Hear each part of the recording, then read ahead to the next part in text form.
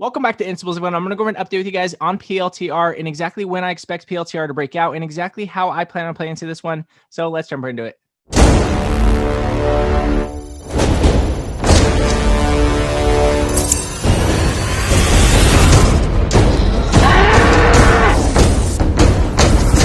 So I'm going to go forward with you guys here on PLTR and exactly which price we need to hold above going into the next week and exactly which price we need to break above to have an enormous breakout that we're looking for. But again, the first one I'm going to go with you guys here is exactly which price we do need to hold above.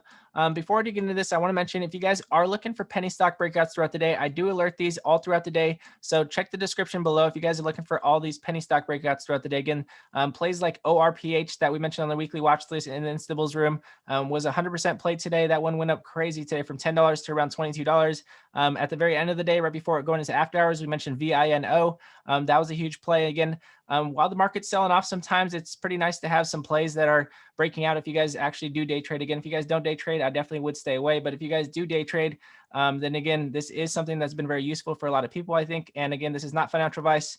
So I'm going to get right into PLTR with you guys. So again, we do have our very key breakout point and exactly where we need to stay above here. So again, the very key point that we do need to stay above here is at 25.09. And again, I want to mention 25.09 here because we do have the most amount of consolidation that we have had in this stock at this point. So you guys can see the multiple rejections we had at this point. You guys can see we consolidated exactly at this point. We could not hold these points and we had these major sell-offs when we could not hold these points. Again, we had a possible recovery here exactly at this point as well. We had that continuation sell-off. So you guys can see multiple times we could not hold this level here at 25.09. We had continuation sell-off. So you guys can see multiple times the same thing keeps happening at these points. So again, 25.09 was very key for us to hold above, and it looks like we are going to be trying to hold above it. We did come up and we did get rejected. You guys can see the small candle wick that came up here. We keep getting rejected exactly at 25.09. So again, holding above 25.09 is very key for us for PLTR.